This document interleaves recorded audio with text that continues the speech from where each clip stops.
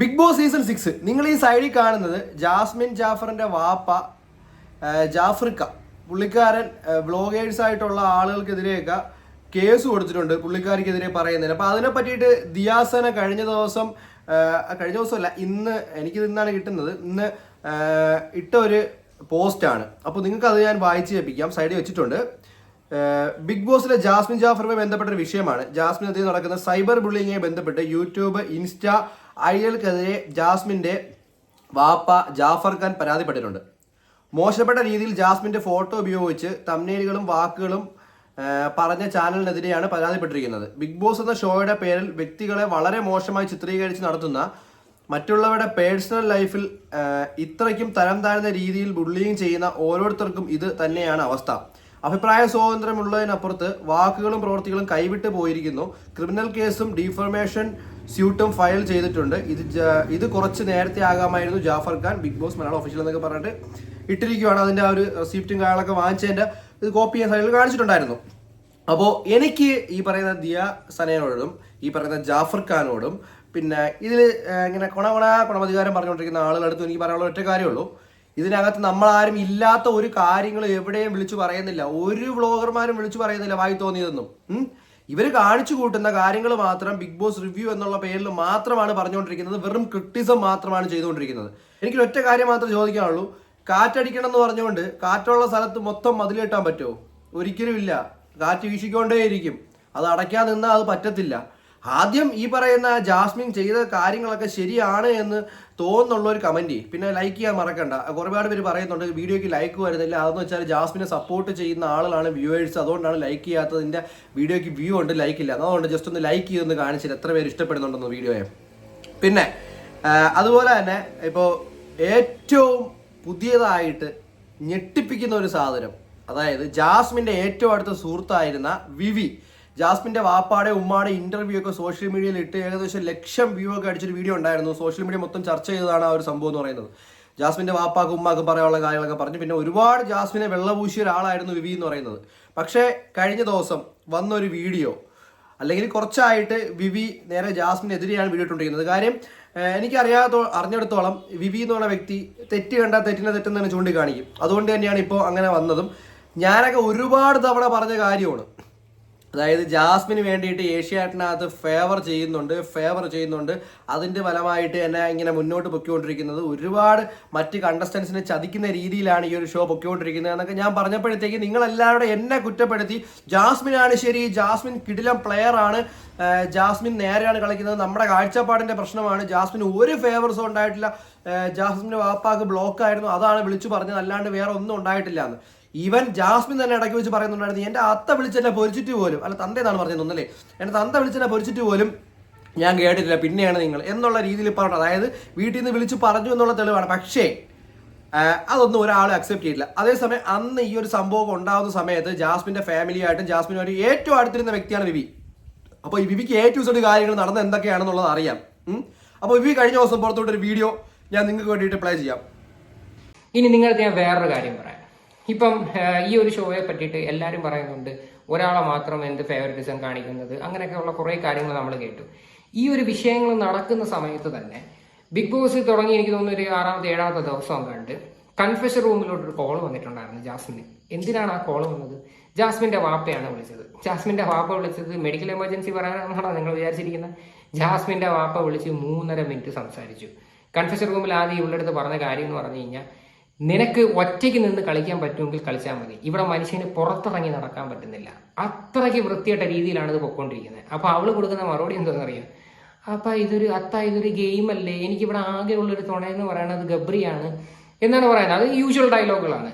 എന്നിട്ടും അവരുടെ ഒരു പേരൻസിന്റെ ഭാഗത്ത് നിന്ന് മാക്സിമം സംസാരിച്ച്, കാര്യം നീ കാരണം ഇവിടെ പുറത്തിറങ്ങി നടക്കാൻ പറ്റുന്നില്ല, അത്രയ്ക്ക് നാണം കെട്ട്, ഇവിടുത്തെ സിറ്റുവേഷൻ വളരെ മോശമാണ്, നിങ്ങൾ ഇവിടെ തലയുയർത്ത് നടക്കാൻ പറ്റുന്നുള്ള രീതിയിലാണ് സംസാരിച്ചത്.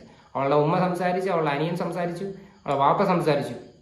ഇതൊരു പേരൻസിന്റെ കൺസേൺ ആണ്, ഞാൻ അതൊരിക്കലും അവരെ കുറ്റം പറയുന്നില്ല. പക്ഷെ ഈ ഷോയുടെ ഭാഗത്ത് നിന്ന് അന്നിട്ടും എന്തുവാ കാണിച്ചുകൊണ്ടിരുന്നത്? ഇതിനൊരു എന്താ പറയട്ടെ, ആൾക്കാർ ഉൾപ്പെടെ എല്ലാവരും റിയാക്ട് ചെയ്ത് തുടങ്ങിയിട്ട് പോലും ഇതിനൊന്നും ഒരു കുറവും ഇല്ലായിരുന്നു. അവരെവിടെ കാണിച്ചു കൂട്ടുന്നതിനകത്ത് ഒരു കുറവും ഇല്ലായിരുന്നു.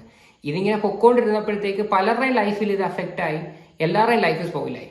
ഇപ്പൊ നിങ്ങൾ പറയുന്നുണ്ടല്ലോ ഈ സിബിനെയും അവരെയൊക്കെ നിങ്ങൾ വന്നിരുന്ന് കുറ്റം പറയുന്നുണ്ടല്ലോ, അവരുടെ ഭാഗത്ത് എന്തുകൊണ്ട് അതാണ് അവന് തലയ്ക്ക് സുഖമില്ല എന്നൊക്കെ പറഞ്ഞ് ഒരുപാട് പേര് ഇങ്ങനെ കളിയാക്കുന്നുണ്ടല്ലോ. ഇവക്ക് ചെയ്തു കൊടുക്കാൻ പറ്റാവുന്നതിന്റെ മാക്സിമം എന്റെ അറിവിൽ ചെയ്തു കൊടുത്തിട്ടുണ്ട്. എനിക്കറിയാം എന്റെ അറിവിൽ, കാര്യം എനിക്ക് ഈ ഒരു വിഷയങ്ങളിൽ ക്ലോസ് ആയിട്ട് നിൽക്കുന്നത് കൊണ്ടാണ് ഞാൻ ഇത് വന്ന് പറയുന്നത്. അല്ലാതെ ഞാൻ വെറുതെ ഒന്നും വന്ന് പറയേണ്ട കാര്യമില്ല. കാര്യം ഏകദേശം 3.5 മിനിറ്റോളം അവിടെ സംസാരിച്ചെന്ന് ഉൾപ്പെടെ ഞാൻ വന്ന് പറയുന്നത് എനിക്ക് അറിയാവുന്ന വിവരം വെച്ചിട്ട് തന്നെ ഞാൻ പറയണത്. എന്തുകൊണ്ട് ഈ പറയുന്ന ബാക്കിയുള്ള കണ്ടസ്റ്റൻസിന് ഇത്രയും പ്രിവിലേജ് ഒന്നും കൊടുക്കുന്നില്ല? ഈ പറയുന്ന സിബിനായാലും ബാക്കിയുള്ളവരായാലും, സിബിന് ഒരു ജസ്റ്റർ കാണിച്ചെന്ന് പറഞ്ഞിട്ട് അവനെ എടുത്ത് പുറത്ത് കളഞ്ഞ്, പിന്നെ അതേ കണക്ക് തന്നെ ബാക്കിയുള്ളവരുടെ ഓരോന്ന് നിങ്ങൾ എടുത്തു നോക്ക്.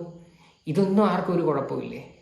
ഒന്ന് ആലോചിച്ച് നോക്കുക. ആ ഷോ ഇപ്പോഴും എന്നിട്ടും വീണ്ടും എന്തോ കാണിച്ചുകൊണ്ടിരിക്കുന്നത് അവളെ മാത്രം ബൂസ്റ്റ് ചെയ്ത് സപ്പോർട്ട് ചെയ്തെന്നുള്ള രീതിയിൽ അത് സത്യം പറഞ്ഞാൽ മോശമാണ്. അത്രേ പറയുന്നുള്ളൂ. കാര്യം നമ്മളിപ്പോൾ ഞാൻ പറയണത് ആ ഷോയ്ക്കെതിരെയാണ്. ഈ പറയുന്ന വ്യക്തിക്കോ ഈ പറയുന്ന വ്യക്തിയുടെ ഫാമിലിക്കോ എതിരെ അല്ല ഞാൻ ഈ വീഡിയോയിൽ സംസാരിക്കുന്നത്. ഞാൻ ലിറ്ററലി പറയുന്നത് ആ ഷോയുടെ ഭാഗത്ത് നിന്നുള്ള തീർച്ചയായിട്ടുള്ള ഒരു വീഴ്ചയാണ്. കാര്യം അഫ്സലിന്റെ ഈ ഒരു പോസ്റ്റ് കാണുമ്പോൾ എനിക്ക് മനസ്സിലായ ഒരു കാര്യമാണ്, അവൻ ഒരുപാട് ട്രൈ ചെയ്തു.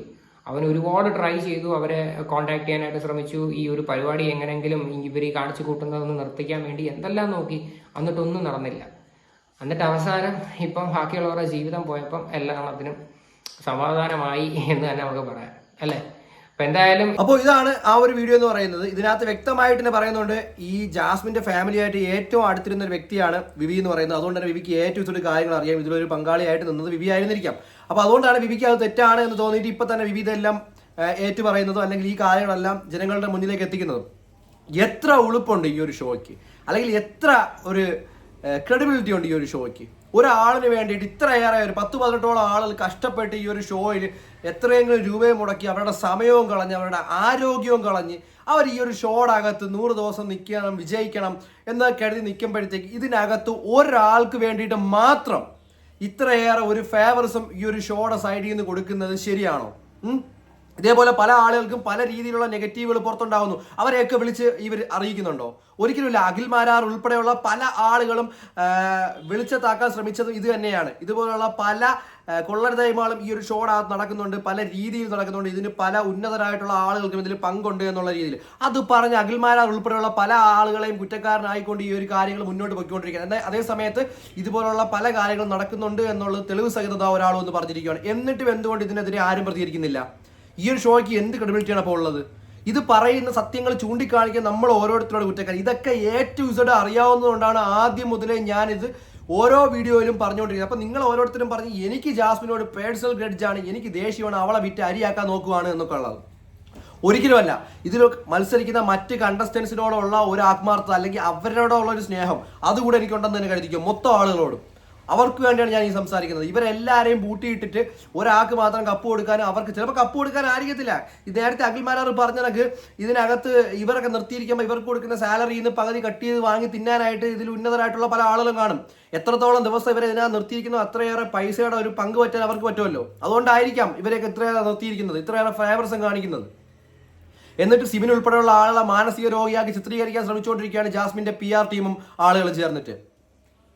പിന്നെ ഈ ജാസ്മിന്റെ ഫാദർ പറയുന്നുണ്ടായിരുന്നല്ലോ, അങ്ങനെ വിളിച്ചു പറഞ്ഞിട്ടുണ്ടോ? അങ്ങനെ വിളിച്ചു പറഞ്ഞിട്ടില്ലേ, ഞാൻ ആശുപത്രിയിൽ അപ്പോയിന്റ്മെന്റ് എടുത്തിട്ടുണ്ടായിരുന്നു. എന്ത് പച്ച കള്ളത്തരങ്ങളാണ് പുറത്തു വിട്ടത് ആ ഇന്റർവ്യൂ വഴിയൊക്കെ. എന്ത് പച്ചക്കള്ളങ്ങൾ! അങ്ങനെ ഒന്നും നടന്നിട്ടില്ല. അച്ഛന് വയ്യെന്ന് തന്നെയാണ് വിളിച്ചു പറഞ്ഞത്. ഇത്രാം തീയതി ഹോസ്പിറ്റലിൽ അപ്പോയിന്റ്മെന്റ് എടുത്തിട്ടുണ്ട്, നേരിട്ട് വന്ന് കാണാം. എങ്കിൽ അതേ ആള് തന്നെ ആ ഇന്റർവ്യൂ നടത്തിയ അതേ ആള് തന്നെ ഈ സത്യങ്ങളെല്ലാം പുറത്തു വിടുകയാണ് ഇപ്പം. അപ്പൊ നിങ്ങളൊന്ന് ആലോചിച്ച് നോക്ക് എന്തൊക്കെയാണ് ഇവിടെ നടക്കുന്നത്. പിന്നെ മാത്രമല്ല, ഈ പറയുന്ന എന്നെ തെറി വിളിച്ചുകൊണ്ടിരുന്ന ആളിൽ നിങ്ങൾ ഒന്നും കൂടെ ചിന്തിക്കുക, നിങ്ങൾ ഇത്രയും നാൾ പറഞ്ഞത് ശരിയാണോ അല്ലേ എന്നുള്ളത്. അപ്പൊ നമ്മൾ സത്യം പറയുന്നവർ നമ്മൾ കുറ്റക്കാർ. എന്തായാലും കൊള്ളാം, വളരെ നന്നായിട്ടുണ്ട് ഈ ഒരു പരിപാടി. ആളെ മൊത്തം പൊട്ടന്മാരാക്കി ഒരാളിനെ മാത്രം ഫേവർ ചെയ്ത് മുന്നോട്ട് കൊണ്ടുപോയിരിക്കുന്നത്. അതിനൊക്കെ തന്നെ അഫ്സലിന്റെ കേസ്. അഫ്സൽ ആൾറെഡി പലപ്പോഴായിട്ട് ഈ കാര്യങ്ങൾ ഏഷ്യാനെറ്റിനെ അറിയിക്കാൻ ശ്രമിച്ചു, പക്ഷെ അവരത് അറിയിച്ചില്ല. എൻഡ് ഓഫ് ദി ഡേ ഇതൊരു ഷോയാണ്, എല്ലാം കഴിഞ്ഞോളൂ എന്ന് പറഞ്ഞ് അഫ്സലിനെ ഒഴിവാക്കി വിട്ടു. അതുകൊണ്ട് തന്നെ അവന്റെ ജീവിതം പോയി. അവനവന്റെ വീട്ടുകാരുടെ മുമ്പ് തലയോർത്ത് നിൽക്കാൻ പറ്റുന്നില്ല. കൊള്ളാം എന്തായാലും.